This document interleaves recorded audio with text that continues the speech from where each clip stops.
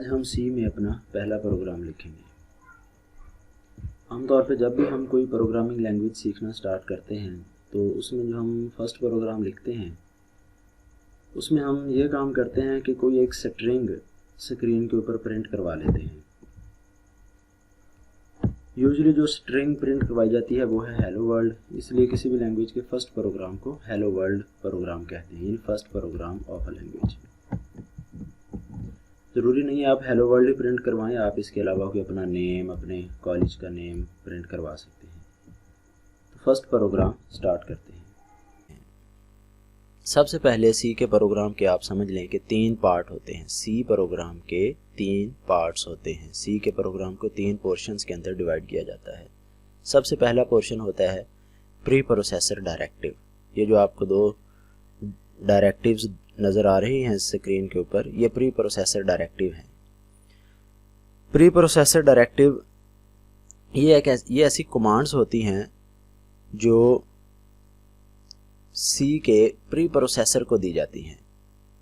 यानी इनका मकसद ये होता है कि ये हमारे प्रोग्राम को, हमारे सोर्स कोड को कंपाइल होने से पहले मॉडिफाई कर देती हैं।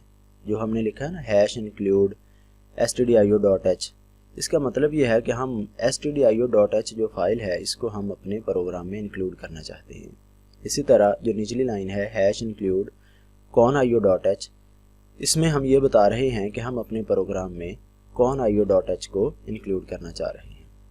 थोड़ी देर में हम मज़ीद इसकी डिटेल देखते हैं। नेक्स्ट जो पार्ट है सी के प्रोग्राम का वो है मेन फंक्शन। दूसरा हिस्सा मैंने आपको बताया 3 हिस्से होते हैं, 3 पार्ट होते हैं। पहला प्री प्रोसेसर डायरेक्टिव और दूसरा है मेन फंक्शन। ये जो शुरू में वॉइड लिखा हुआ है ये इस फंक्शन की रिटर्न टाइप है। वॉइड का मतलब होता है नथिंग, यानी ये फंक्शन कुछ भी रिटर्न नहीं कर रहा। उसके बाद main मेन ये फंक्शन का नाम है। उसके बाद 2 पेरेंथेसिस हैं, यानी 2 ब्रैकेट्स हैं, छोटी ब्रैकेट।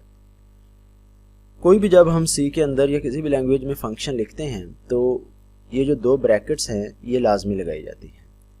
इन 2 ब्रैकेट्स के अंदर हम अगर उस फंक्शन को कोई पैरामीटर पास करना चाहते हैं तो वो पैरामीटर इन 2 ब्रैकेट्स के अंदर लिखे जाते हैं। इस वॉइड का मतलब है कि ये प्रोग्राम कुछ भी रिटर्न नहीं कर रहा। वॉइड का मतलब नथिंग। तो ये प्रोग्राम जो मेन का प्रोग्राम है ये कुछ भी रिटर्न नहीं कर रहा और इसके जो पैरेंथेसिस हैं ये एम्प्टी हैं, इसका मतलब ये कोई भी पैरामीटर नहीं ले रहा। उसके बाद ये बॉडी है करली ब्रेसेस के अंदर। ये जो 2 करली ब्रेसेस लगी हुई हैं ये बॉडी के डिलिमिटर्स हैं। इनको हम डिलिमिटर्स भी कहते हैं कि बॉडी जो है फंक्शन की वो डिलिमिटर्स के अंदर एनक्लोज्ड होती है। इन 2 डिलिमिटर्स के अंदर हम मल्टीपल स्टेटमेंट्स लिख सकते हैं। हम अपने प्रोग्राम में जो भी काम करना चाहते हैं उसकी जो स्टेटमेंट्स हैं वो इस बॉडी के अंदर आएंगी। अब हम इन 3 पार्ट्स को 1 बाय 1 डिटेल से देखते हैं। पहला जो पार्ट है वो है pre processor directives. Pre processor directive 2 तरह की होती है। एक को हम कहते हैं इंक्लूड और एक को हम कहते हैं डिफाइन। इंक्लूड डायरेक्टिव किसी भी फाइल को हमारे सोर्स कोड के साथ लिंक करने के लिए इस्तेमाल की जाती है। और जो डिफाइन डायरेक्टिव है ये कोई भी कांस्टेंट डिफाइन करने के लिए इस्तेमाल की जाती है। जैसे हमने यहाँ पे लिखा है इंक्लूड और फिर ये एंगल ब्रैकेट स्टार्ट की है।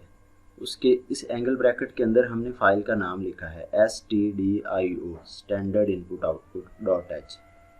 ये उसका एब्रीवेशन है stdio।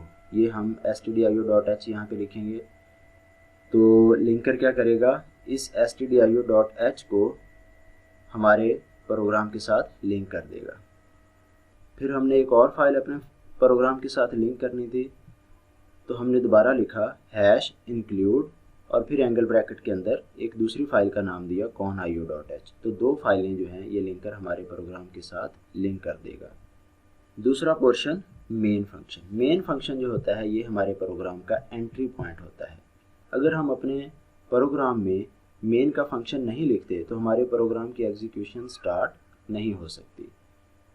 मेन प्रोग्राम का एंट्री पॉइंट है, यहाँ से प्रोग्राम की एग्जीक्यूशन स्टार्ट होती है। उसके बाद बॉडी है। बॉडी जो होती है वो डिलिमिटर्स के अंदर एनक्लोज्ड होती है और इसके अंदर वो तमाम स्टेटमेंट्स होती हैं जो हमारे प्रोग्राम के लॉजिक को इम्प्लीमेंट करती हैं। यहाँ पे हम दो स्टेटमेंट लिख रहे हैं, प्रिंट एफ और get C H. Print F जो है स्टेटमेंट, ये क्या करती है, ये एक प्रिंट एफ ऐसा फंक्शन होता है जो किसी भी स्ट्रिंग को स्क्रीन पे प्रिंट करवा देता है। इस प्रिंट एफ के अंदर ये ब्रैकेट और ये डबल कॉमा लगाने के बाद हम जो भी चीज़ यहाँ पे लिखेंगे वो स्क्रीन के ऊपर एज इट इज़ प्रिंट हो जाएगी। तो ये वाली जो स्टेटमेंट है प्रिंट एफ हेलो वर्ल्ड, ये क्या करेगी, हेलो वर्ल्ड और आगे ये साइन ऑफ एक्सक्लेमेशन, ये स्टेटमेंट प्रिंट करवा देगी स्क्रीन के ऊपर। और गेट सी एच एक फंक्शन है जो करैक्टर इनपुट लेता है, गेट करैक्टर। बुक इसको नहीं लिख रही लेकिन आप इसको लिख लें, इसकी डिटेल हम बाद में देखेंगे।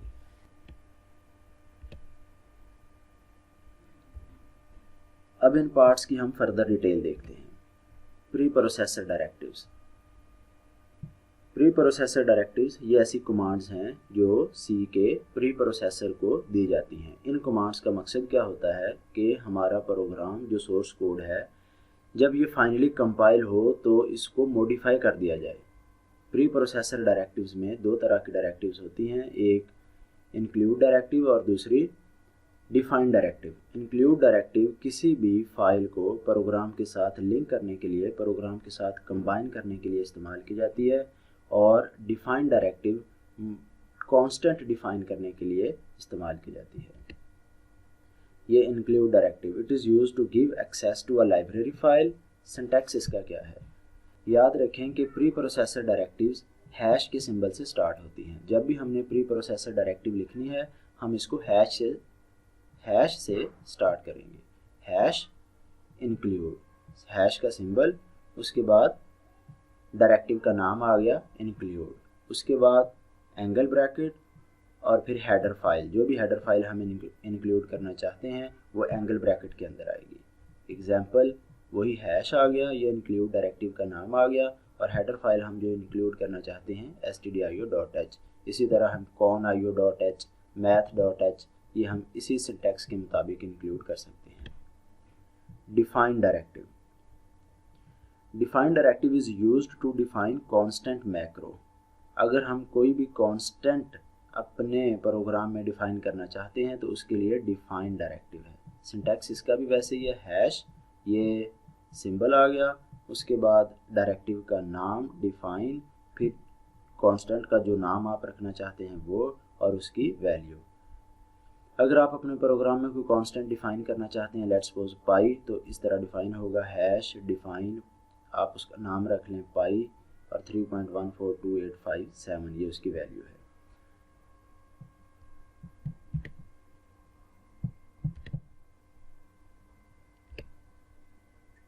आगे दूसरा उसका part function main function is entry point of the C program starts its execution from main function. अगर मेन फंक्शन नहीं होगा तो प्रोग्राम की एग्जीक्यूशन स्टार्ट नहीं हो सकती।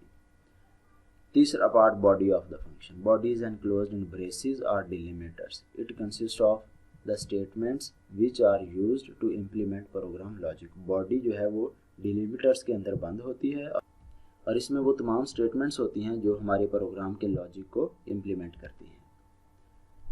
डिलिमिटर्स की डेफिनेशन बाज़ औक़ात पूछ ली जाती है एग्ज़ाम में। Delimiters are braces indicate the beginning and end of the body. और एक सबसे इम्पॉर्टेंट चीज़ स्टेटमेंट टर्मिनेटर। सी की जितनी भी स्टेटमेंट्स हैं, तमाम की तमाम स्टेटमेंट्स, उनके एंड पे सेमीकोलन लाजमी आता है। सेमीकोलन को हम स्टेटमेंट टर्मिनेटर कहते हैं। तो आज हमने सी के प्रोग्राम के डिफरेंट क्वेश्चंस देखे हैं और उनकी डिटेल देखी है। नेक्स्ट लेक्चर में मैं इंशाल्लाह आपको बताऊंगा कि आप इसका IDE यानी डेव C++ कैसे डाउनलोड कर सकते हैं और उसको इंस्टॉल कर सकते हैं। फिर हम यही program hello world program dev C++ के अंदर लिखेंगे, उसको कंपाइल करेंगे, रन करेंगे और उसकी आउटपुट देखेंगे।